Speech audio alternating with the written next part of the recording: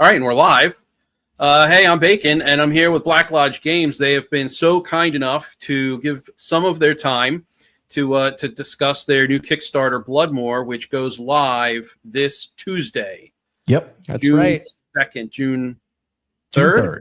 Yeah, June 3rd. June 3rd. Thursday, June 3rd. And it is great. you who has been kind by giving your time to us. Always happy to be here, dude. Yeah. Well, I certainly appreciate it. And I do hope that we get as many eyes as we're able onto the Kickstarter. So first, do you want to go ahead and just, introduce yourself? Maybe someone's coming across. I mean, it seems silly because everyone knows who you are. I think that everyone who I'm going to draw is already kind of a big deal is what you're saying. Yeah, you're kind of a big deal, right? No. Yeah, so we are Black Lodge Games. I am Matt, a.k.a. Ginger Frazier. This is Nick, a.k.a. Young Steve. And we make role-playing game supplements, working on other projects and games, lots of YouTube videos about role-playing games, video games now, a bunch of different stuff. And we've got generally, I think, unorthodox views on a lot of things, role-playing game related. Sadly. Sadly unorthodox, but it's But drawing correct. in a lot of cool people and a lot of like, you're an example. You found us through our YouTube videos, I think, and it's it's been a great way to meet like-minded people. And yeah, we're working on our next Shadow Dark supplement, which is a full campaign setting that is a follow-up and a massive world expansion to our previous module, the Shucked Oyster.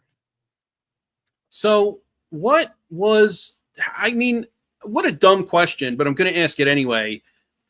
It obviously didn't spring fully formed from your head. And it began, I know that Shucked Oyster began as a sort of like a name drop in a video in a kind of a bit that you were doing. And you took that and just absolutely ran with it to great success. And BloodMoor kind of grew out of that, if I'm not mistaken, right? Big time. It basically just snowballed. Like, I thought when we first started doing this, it was going to be a 20-page PDF and that was going to be it. And then I was only off by a factor of 10 and a half. Right. So, I think it's like 247 pages, something like that. Something like that. Yeah, I think it's 260 something. But yeah, I mean, it's just it's an idea that we took it to its logical conclusion, as Nick has said. We just kept coming up with more and more ideas, and by the time the oyster was finished, it had implied so much more about this much bigger world, right? That we couldn't get it out of our head when we did that throwaway line, a joke that inspired it in the video, and we just still can't get it out of our head now. So there's there was a lot, so much there that we were really that was really funny. It is funny. It is funny, but also legitimately interesting. But was beyond the scope of the Shucked Oyster itself. We had to keep that tight, keep that focused. But like you said, there's so much else going on in the world of the Shucked Oyster, which demands the spotlight be sort of taken and shown on it, and not least of which being a character called Mungo Borlov. Yeah, his domestic tribulations are and political aspirations, and his history, and many other things were very, very, very funny.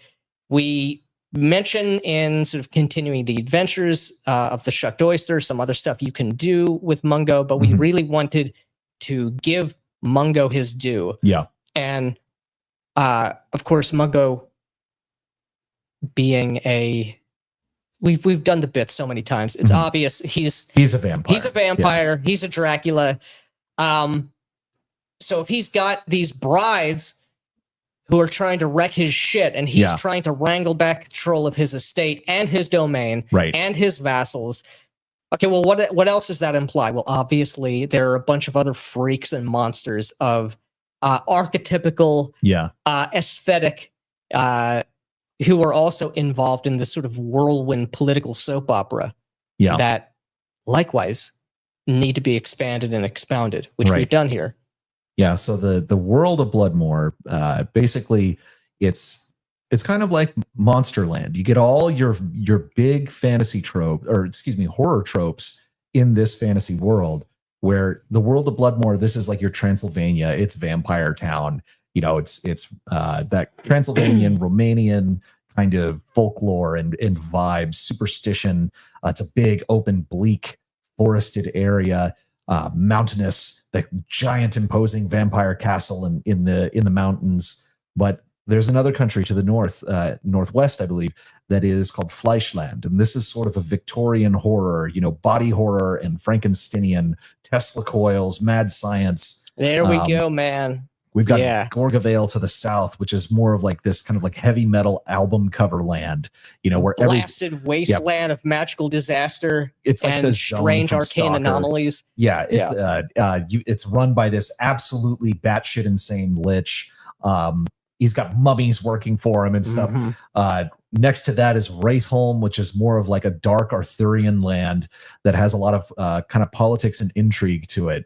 And we have a sword and sorcery land, a goblin kingdom that's like sort of inspired a little bit by things like the Labyrinth, a kind of Russian folkloric cold place, which is you know, it's got the legendary monster Babushka Yaya, the witch who's out there in her giant witch's cauldron that has legs and is walking around. The gothic Lothlorien like forests of Sable Moon Glens. Yep. And we wanted every single country in this place, wherever you decide to start playing, we wanted you to just instantly get the vibe, because that was the thing that we kind of did with the Shucked Oyster. With all the characters in the Oyster, right? And you look at it initially and it's like, oh, this is a bit. And it is a bit, but it's more than a bit. It's more than that. So that's like, okay, heavy metal album cover Lichland, goth melodrama, Banshee Queen, hot goth GF, kingdom. Got it. That would seem like a surface level bit. But no, if you take it seriously, which we are, there's so many more things that can happen and are happening. What if heavy metal album cover land was a real place? Right. You know, it's like, what if you treated that as if it was real within the context of this kind of surreal world? And it's going to be a lot of fun. It's already a lot of fun. Our players are currently in Wraithholm in our game. But it's taking it seriously, kind of like you would take a David Lynch movie seriously, where there's these very absurd and oftentimes very funny elements, but at its core, it's really got something dramatic and meaningful there. And that's kind of what we want to do. That's what we did with the Shucked Oyster, and that's what we're doing here. And it's just a massive play space, so you could adventure in just one country and have an entire campaign there easily without going to another country. But like the Shucked Oyster, we've tied everything, all of the kind of monsters that rule these lands. They've all got the overlapping motivations, and this guy hates the other one, but this one's in love with that one, and all of these kind of crazy human emotions just blown up in proportion and with a dash of the surreal, because they're monsters, you know. Of course. They're not just regular people. So it's larger than life, and it can take you all across the world. And going back to what you said about Lynchian absurdity, I think that the reason that Lynch works, and then also why the reason the Shucked Oyster and BloodMoor is going to work so well, is because even though there is absurdity, and the absurdity is for the observer, right? It's not for the characters in the world, because the characters in the world take everything seriously, and I think that's why it works. There is a measure of absurdity here, and it can get off the wall, like extremely off the wall, but it all makes sense. There's all logical consistency, and it's all taken seriously by the characters within the world. Right. And I think that's the important thing too, is like, if you take it seriously from the character's perspective, you can get like very like high stakes things going on in the game from the perspective of that character. And while you're at the table, you're probably going to be dying laughing, because the situation is ridiculous in some way. Right. You know, that's where the best comedy of these things come from. It's not from like, oh, we just put in a pop culture reference. Haha, isn't that a funny joke? Like Rick and Morty style. It's that you like, it is taking it seriously in terms of the world generates that crazy comedy. It's like watching The Office, you know, like for lack of a better reference, you know, the actors are taking it seriously in the moment, and that's why it's so awkward, even though the situations often are ludicrous and would never happen in a corporate environment, you know. Mm-hmm. Well, I'm kidding. No, I know. Or at least wouldn't regularly. I know stuff like that does happen, and I've been in companies like that. So I've heard BloodMoor referred to, and I think it was maybe something that you guys had put out there. I've heard it referred to as, like, one of your patrons or something called it Ravenloft, but on bath salts or something along those lines. Yeah, playtester. Yeah. And I really get the feel for that. And there's a lot here that, whether or not you intended it to be an analog, like specifically the shucked oyster. So with typical Ravenloft, the mist shows up, it sucks people into Ravenloft, and there you are in Barovia or wherever you are in a particular setting.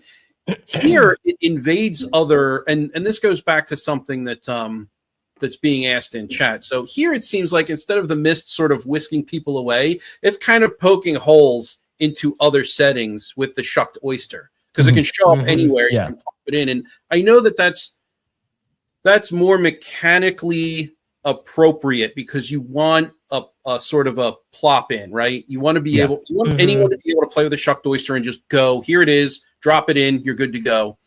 But it's almost, it's like a comical read on Ravenloft. So do you want to maybe expand on that a bit, or is that all there is to it? Or? Yeah. Well, I mean, the aspect, so as we've said elsewhere, neither of us have ever read Ravenloft. Yeah. And now we don't have to, because we made something something better. But the received wisdom, or the received understanding, the thing that really matters about Ravenloft, if you'd like Ravenloft, is exactly that. It's a spooky place full of mystery, and it's gothic horror land. And you got the Frankenstein land and the Strahd von Zarovich land. That's cool. The problem with Ravenloft, and the problem with a lot of other settings, is sort of the, what would you say, the over categorized lore, and all the numbers on the spreadsheets balance, and all of the I's are dotted and the T's are crossed with regard to lore consistency. You know, what level is Strahd? Who cares? You know, and how exactly does he compare? Who would win in a fight? I don't remember the name of literally anybody else. I think Lord Soth went to Ravenloft at some point, and then he got out.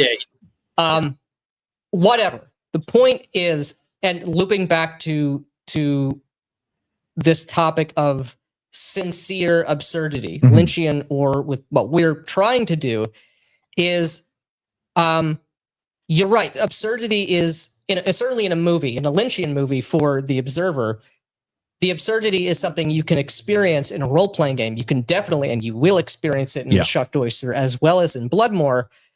But if you can enjoy, and the world can come so much more alive if you're not trying to chase these sort of lore minutia things, or the precise specifics of how would this all work. It's not to say you hand wave it, or it's a rule of cool thing. The thing is, we want to lean into what really matters here, which is, this is crazy. It's truly crazy. And if you treated that as real, rather than chasing the next sort of punchline, pop culture reference, what have you, because those things burnt, they burned the engine really quickly, the comedic engine, to use this metaphor I just thought of in the moment. There's diminishing returns to that, and there's an exhaustion that sets in really, really quickly. So what if you set aside all of those things, and Ravenloft, the cool aspects of Ravenloft can do that. It's a ridiculous notion that, what are they, the domains of dread? These are clearly, so far, all of the D&D cosmology and metaphysics is completely insane and stupid. But insofar as there is a lore consistent universe, it's obvious that the domains of dread and Ravenloft as a thing is just something that was shoehorned in because someone had an idea, or people had an idea. Wouldn't it be interesting? What if there was this place where all of these things transpired? And that's what's core. That's what's most important, and sort of what we're trying to put forward. And that's sort of where the main inspiration came from, if you want to call it that. Yeah, and the aspect of having characters being pulled into this place is a part of the kind of weird metaphysics and history that we've come up with, and we're saving that for when people get the book, because it's very funny and we don't really want to reveal it. Especially not the people who are potentially going to be players, because it will be a very, very fun, very weird set of mysteries to unlock. But this was since it is such an absurd place, we wanted people to be able to be brought in here, and it's like, did your players do something absurd? That's a means for getting to BloodMoor. It's like, they're in a dungeon and there's the radioactive green neon stone, it's like, it's so clearly evil magic, and if you touch it, something bad is going to happen. Did your players do something really stupid like that? They touch it, they're in BloodMoor now. Did they fall down a bottomless pit? They're in BloodMoor now. It's it could be any number of things. It could also be that people from BloodMoor summoned your characters here, whether they're trying to summon a demon. They definitely didn't intend to summon you, but they did get you. Or they're just trying to bring people here to fight in their wars. You can be brought in that way. And the way that, obviously GMs can do what they want, but the way we're conceiving of this is that it's a one-way ticket. and I saw you had brought up a question from someone. About Mungo. If you could bring that up one more time. If someone has inserted the shucked oyster into their personal campaign world, how did Mungo get from BloodMoor to this world? This is another thing. My players were playing in the Oran Empire, which is like fantasy Roman late antiquity, and Mungo and the shucked oyster were there. They are now in BloodMoor. The way they got there in our campaign was that there is a character in the shucked oyster known as Barnaby Fumblebutter, and he's doing something in his basement. He's digging, and they came across that, and they helped him dig. And obviously there was something down there. And that's he keeps a detail. saying there's something down there. Yeah, that's a detail we leave to the discretion of the GM, whether there is something weird down there or not. And they hired a crew of dwarves to go down there and dig, and we forgot about it for months. And when they came back to visit him, they reminded. I was like, "Yeah, his hole's pretty deep now." And they're like, "Well, it better be because we have that crew of dwarves." I was like, "Oh God, I forgot about that." So it's this really, really deep hole that they, of course, fell down, and they ended up in BloodMoor. Now, the way we've kind of treated this, because it was kind of a soft reboot on our campaign so that we could also play test this and everything, is that this is a little bit kind of like the Upside Down as a metaphor from like Stranger Things. It's like, it's this dark reflection. It's not like, ooh, now we're in spooky Roman Empire. It's like, no, they're in BloodMoor. But we just treated this as Mungo is someone who walks between worlds. And it might not even be the same version of him in your campaign setting as is in BloodMoor itself. So if you have already used the shucked oyster and you want to bring it in, you can use the kind of means. Anything that your players do can trigger that shift into the world, or it can just be the weird hellish forces that we explain in the book that are bringing things in, might be just pulling your reality into it. I love to go maybe all the way back to the beginning of what you started to say. I come from film. I've said it before, and I'm a big theme guy. I absolutely love watching a film or a television show and identifying the theme, and then seeing how consistent throughout each scene and throughout the entire piece of media it is with pointing toward the theme. And I think using theming specifically as the way by which you enter BloodMoor is a stroke of genius. It's not specific. It's not the mist shows up, right? Which is the Raven. It can be any number of things. Incredibly it's thematic absurdity with a mechanical realization. And I think that that's absolutely brilliant. If I Thank could, you. Thank you. Yeah. Yeah, absolutely. Yeah. And then the second thing is a little bit of a sidetrack. But on the heels of that statement with the absurdity, and I know that you attribute much of your inspiration to Lynch and much of your inspiration to specifically Twin Peaks. Is there maybe a touch of Eggers in here? Because Eggers love Eggers. Okay, so they're just a flat yes. Because he has a very it's a more subtle type of absurdity, right? With Black Phillip, a talking goat, or the Lighthouse. But there are by far my favorite of Eggers' movies is The Lighthouse.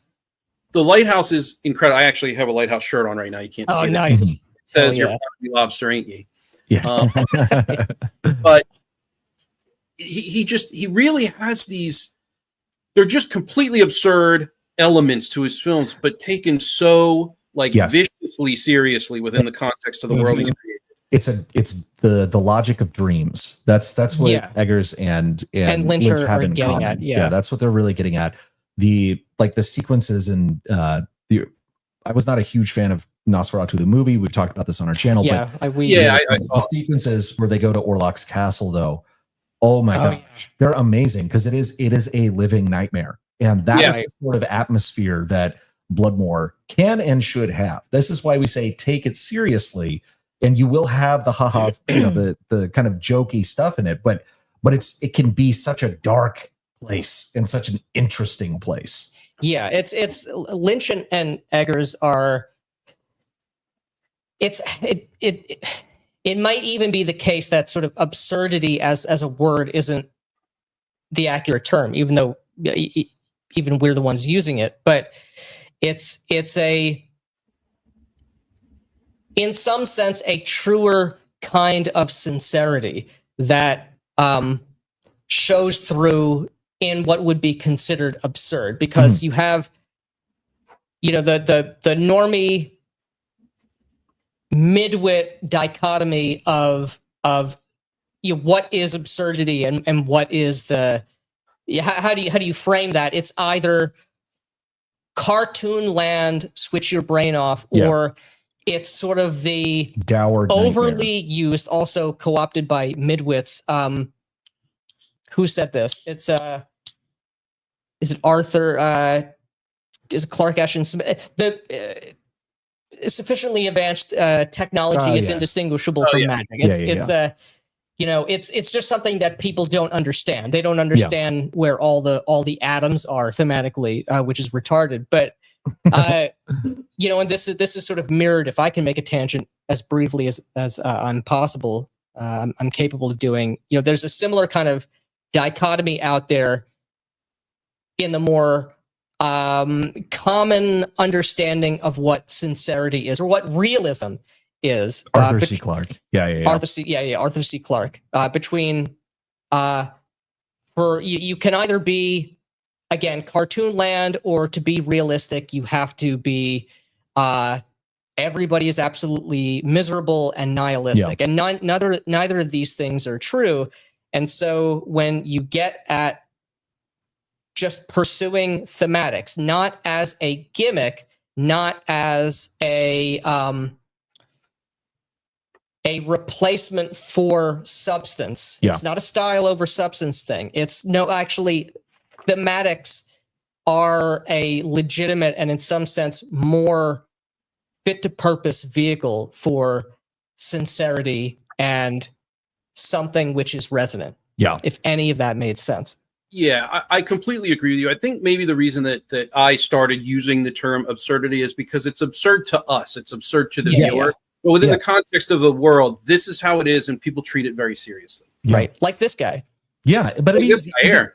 The absurd happens in real life too. I mean, we've all been in situations where it's like, how is this real? This is so ridiculous. That happens in real life too. Maybe it's not, vampires getting divorced and things like that. But, right. But you were even mentioning like The Office or like even Seinfeld. It's like a Seinfeld or The Office aren't funny because holy shit, this thing that could never happen. That's crazy. Yeah. It's like, no, even if it's sort of heightened, we've we've been in those situations. Yeah. We've met those people. Yeah. Yeah, it's It relatable. happens. It's relatable. Yeah. So who is this guy here then? Oh, The illustrious Fishman. yeah. This is one of the new playable ancestries in our in BloodMoor. The fishmen. They spawn in the Black Sea, and they have to go out into the land to adventure.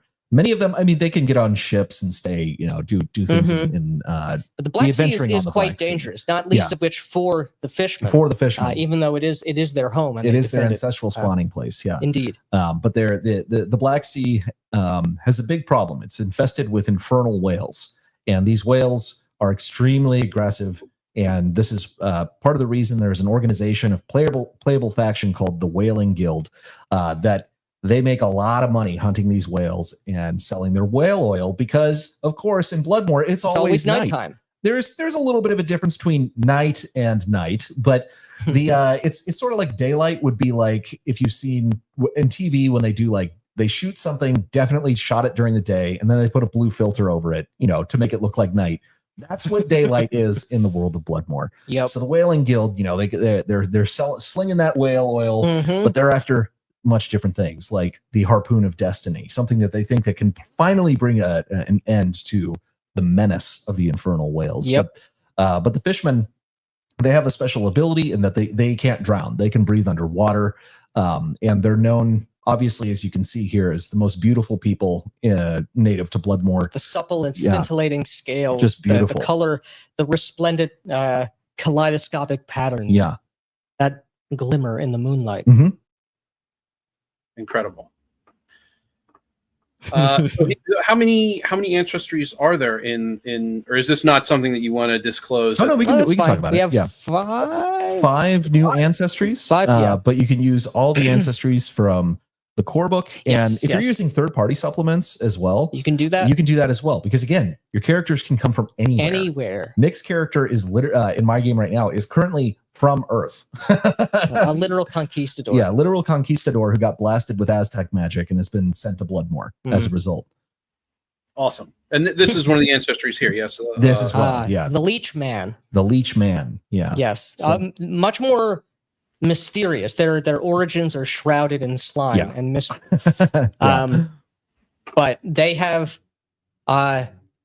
begun to emerge en masse with the reawakening of Mungo Borlov and the movements happening from within the nation of BloodMoor and from inside Castle BloodMoor. And many of the Leechmen have acknowledged their rightful sovereign and have been casing the lands and traveling the roadways and causeways as Mungo's blood tax collectors. Yeah. So if you're in BloodMoor especially, and you run into the blood tax collectors, you better have your jar of blood ready, or there's going to be a problem. But the Leech Man, he's boneless, so he can't actually be wrestled most of the time. He squirms out of things. But they are not the most beautiful, but as you can see, also quite pleasing to the eye. Yes, quite comely. And then I guess there are 3 additionals. So we have the Dampier, the Changeling, not like Changeling the Lost. You're not the guy who was taken. You are the guy that was left behind. You're the thing that was left behind in the crib. Okay, the fetch. And and the Promethean, which is going to be you've been stitched together from multiple things. If you know, you know. Yeah, by the scientists of Flashlight. Yeah, very cool. It's very my cool. favorite of the game lines. Yeah. But. So I have a question here from Chubby Funster. It's multiple. It's rapid fire. So how did Mungo get these wives? Why does he feel any kind of obligation toward them?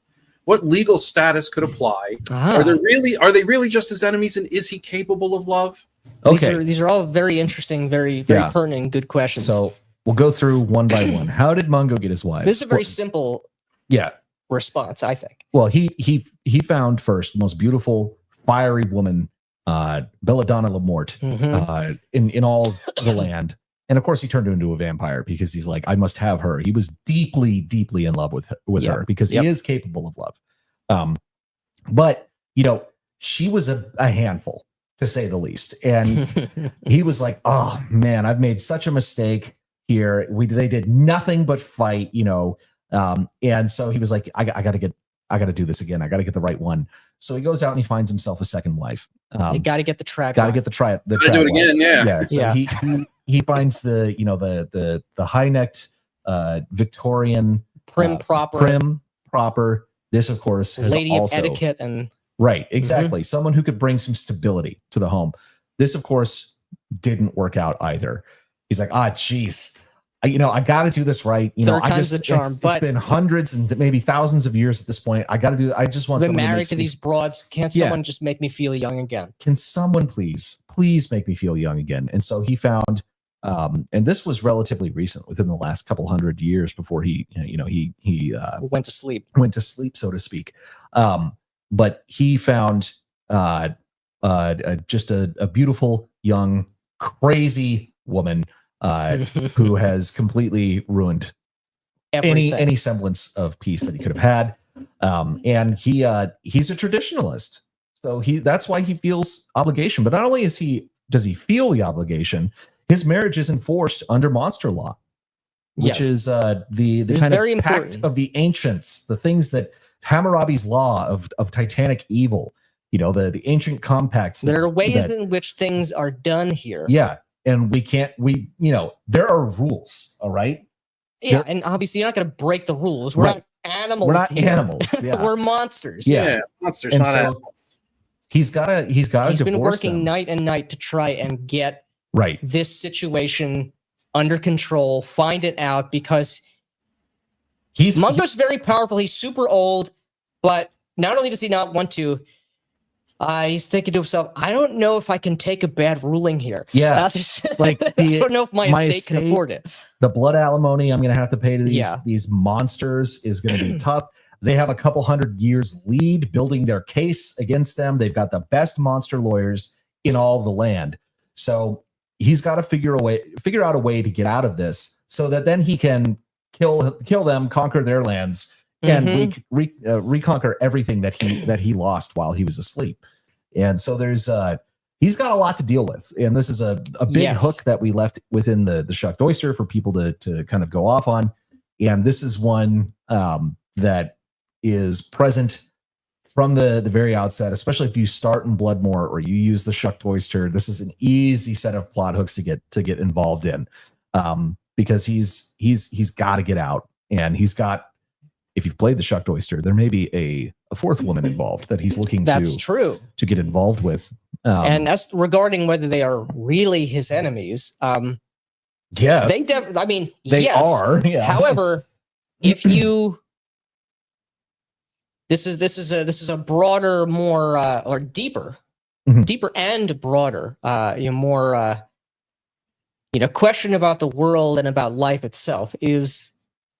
Is love possible in a place like BloodMoor? Maybe your players can solve this, rekindle something that is long gone cold. But that is up to you. Yeah. But there are there's a hint already for that possibility in the shucked oyster. Yeah. Very, very cool. So this is now your third, your third, third book product or third Kickstarter. Are you like, I don't want to ask if you're building towards something. That's sort of a silly question. I think that the real question I want to ask is, do you find that your design philosophy is evolving as you move forward, or are you pretty well grounded with how you want to do things and what you want to make sure you include, and the way that you want to sort of, build your players, the different tools that you put at their disposal? Is that? Go ahead. I didn't mean to step on you. I apologize. No, that was it. I didn't step on you. But I would say briefly, and you tell me what you think about this. It's we have a lot of ideas, but but the tone and at least thematically how something is approached and the way we want obviously to present something externally, this it's all contingent on what the idea demands. So our last book, Cults of Zahak, it was for a different system, but even more importantly than the difference in system is the tone and the idea itself. That's way more serious. It's way more focused on a particular perspective, a particular type of world that has particular kinds of characters, which would not be appropriate in BloodMoor or Shucked Oyster or Shadowdark in general, and vice versa. So we have a lot of keen interests. Yeah, varied interests. Keen and varied interests. And as an idea grows to catch our interest, and it's something that we can't ignore, whatever that thing, to continue the lynch, whatever that fish we've caught, requires, it needs to be prepared in a certain way, and that's going to dictate how we go about it. Yeah, and I would say in terms of the principles of design and how we do about like adventures and settings and things like that, I think that's fairly locked in. Because that is something which is, I think, a universal, or at least as close as you could come to a first principle for us, which is, a character really does matter bigly. It's so easy to spot some of the pitfalls which continue to happen every single day, and certainly what not to do. So it's based on what you're describing here, it's a pretty organic process, right? So the way that the Shucked Oyster came about, because you were recording a video, it was kind of I wasn't really a throwaway line. It was pretty much the main skit that you had envisioned for the video. Took that and ran with it. And then I imagine from there, as you were developing the Shucked Oyster, there were these other ideas that were sort of being born. Yeah, exactly. They weren't focused enough to be included in the Shucked Oyster, but they were kind of placed over here in order to capitalize on them later, which has now become BloodMoor. Yes, exactly. Okay. Exactly. And I like that. And when we're working on any given project, we're always simultaneously talking about other things and thinking about what's the next thing. And we don't sit there and we don't divert our attention. Like when we were writing the Shucked Oyster, we were not writing Cults of Zahak. When we were writing Cults of Zahak, we were not writing BloodMoor. But we're having conversations about these things, and we'd have these ideas bubble up, and we do what Lynch recommends, which is when you have an idea, you write it down. You have to write it down. And so that's allowed us to come up with a lot of these really interesting ideas and threads. And when we're ready to come back to them, then it's like, okay, now we'll dig into this, and this is it's just this cycle where ideas, they spawn new ideas, those ideas snowball, they spawn more ideas. And with the Shucked Oyster, we had a lot of stuff kind of left over, these things that just the world just kept bubbling up and pouring out, and we needed to come back to it. Makes sense to me. So do you want to, you know what, here, let's actually address this in chat. BloodMoor's madness fits Dungeon Crawl Classics just as well as it does Shadowdark. Love to see a conversion. I think this is going to be very easy to convert on the fly because it is a campaign setting. It's not, yes. We're not introducing new mechanics. There will be some new monsters and things like that. But you could very easily convert this on the fly. The magic system you might need to tweak when that does come out. But we are very in favor of pilfering ideas from other games and bringing them into whatever current game you are playing. There's no reason that you can't run an OSE adventure in Shadowdark or a Shadowdark adventure in DCC. Like generally, I think you're going to have to change like the treasure that comes out of it, and you can just, if it says orcs, are on the encounter, just use the orcs from the game you're using. That are in your game. Yeah. Again. And it's like it's a very easy thing. We do this stuff, so it's we ran Shucked Oyster and we're running BloodMoor in Axe. Yeah, which could not be more different. Yeah, but the thing about the campaign setting, so the Shucked Oyster, the characters were the core of that. The campaign setting itself, if your game is going to have, if it's an old school game, is going to have procedures for hex crawling. That's all you got to do is follow those procedures. We will give you descriptive points of interest for each that's in each country and things like that. But the way that we've approached this is basically that if it says there is a dungeon here, we're not giving you such detail that you're going to have 10 dungeons per country that we've mapped out and we've put this chapter. That's not how it works. You're supposed to use the dungeon generation methods from the Shadow Dark core book to fill that out on your own. This is like an insane set of premises for you to run with. Right. And so in that sense, doing it will be easy for people to convert to something like DCC on their own, I think. Okay. Do you guys want to start? I'm so dog shit at transitions. My apologies. It's like whatever. So, do you guys want to talk about the actual Kickstarter now? Yeah, sure. It goes up Tuesday, June 3 at whatever time. We're thinking 11 a.m. I think, maybe 12 p.m. We're not sure. Central Standard Time. Yeah. Cool. And there's going to be the traditional BLG rave. The DJ rave. Yep, absolutely. Live stream for a couple hours, watch the number go up, talk to people about the campaign, and play a whole bunch of really good tunes. Excellent. And so what will be available in the they're great, by the way, if anyone's watching. The raves are absolutely hysterical. They're super fun. Yeah, they are very fun. They're really, really fun.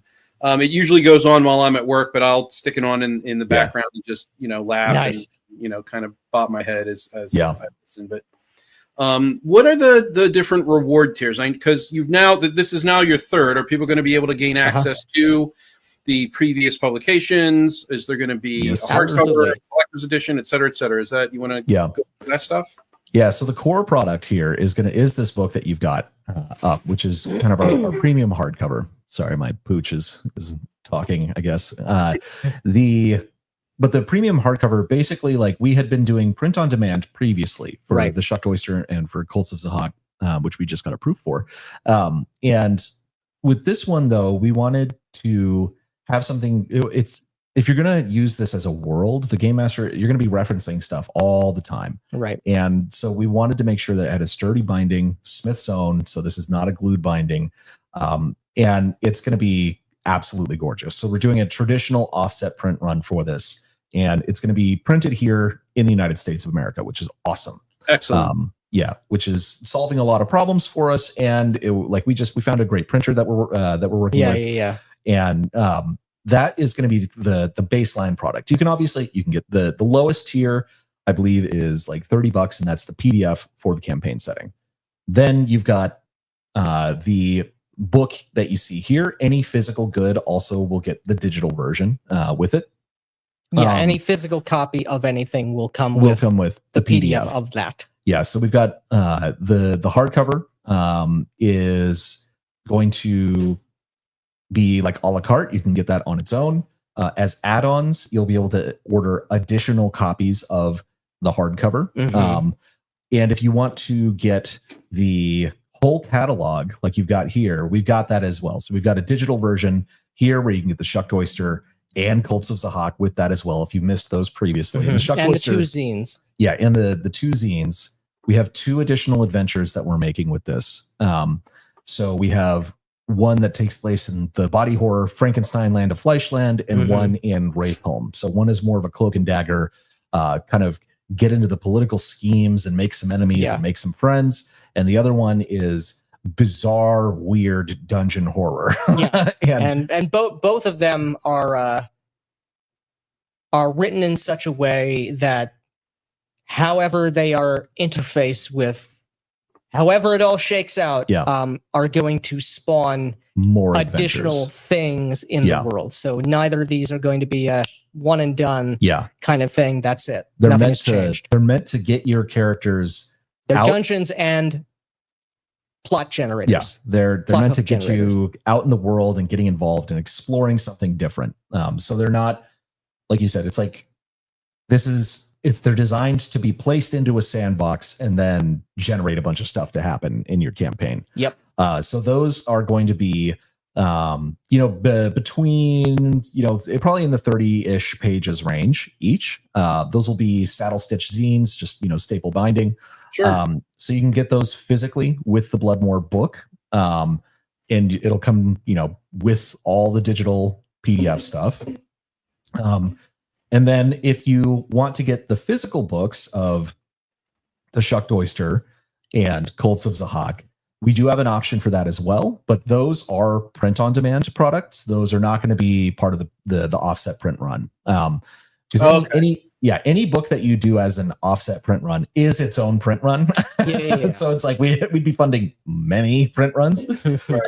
But those are going to be print on demand, and they'll be fulfilled exactly the same way as our previous Kickstarters, which is through DriveThruRPG. Basically, you pledge at whatever tier, and then after the campaign, you will get a code that gets you an at-cost copy of the book. So, which means that you have to pay to have it printed at cost and like shipping on that. Yep. However, that still ends up being considerabily cheaper than buying it outright at DriveThruRPG. And we've got all of that in the fulfillment section. So people will be able to check that out and see how all that works. We've tried to be as clear about that and upfront everywhere that we can. Most people have backed things from DriveThru and understand how it works, but there's always someone who kind of misses that fine print. So trying to put that front and center everywhere now. But so you'll have the opportunity to get the whole shebang. Excellent. I will probably be in for the full physical and digital package because I usually always am. I would encourage others to do the same. Whatever the most expensive one is, do that one. You've heard it here. Yeah. You heard it here first. Is there anything that you haven't had an opportunity? And this is such a it's a question for me, not for you. Is there anything that you haven't talked about BloodMoor that you would like to mention? Is there anything that you like, something that you could reveal here for my tiny audience? Which you don't have to. It's just this dumb question. What can we reveal that we haven't? Or just something that you want to talk about that you haven't talked about yet. No one's asked you the question. Or Gaston. I mean, I know you've done it. Oh, yes. Yeah. So in the Shucked Oyster, there is a particular fan favorite character from the Shucked Oyster. Right. Gaston the Righteous. His country, Goodland, is fully detailed in BloodMoor as well. But in that book, he has a particular magical sword known as Coward's Bane. And it's an intelligent sword that can speak. And it's Gaston's best and closest friend. However, the leader of the nation of Wraithholm also has an intelligent talking sword at his side that used to know Coward's Bane. Yeah, they're old colleagues. Old colleagues. Yeah. So there's another very cool intelligent magic sword out there that is just as masculine as Coward's Bane is, and urges its wielder to be just as masculine, but for very different reasons and very different purposes. Right. And if the two blades ever meet in battle or otherwise, but of course, two macho blades would and should only meet together in battle. Yeah. Obviously, things will become very interesting. Yeah. And so Lucan Maldroth, he's not really familiar with Gaston. Sir Lucan Maldroth is our Death Knight liege lord of Wraithholm. Yeah. But his sword knows Gaston's sword. And should he find out, should either Coward's Bane or this other intelligent sword find out about the other, it will set things off in motion in the campaign. Very interesting and no doubt amusing ways. Excellent.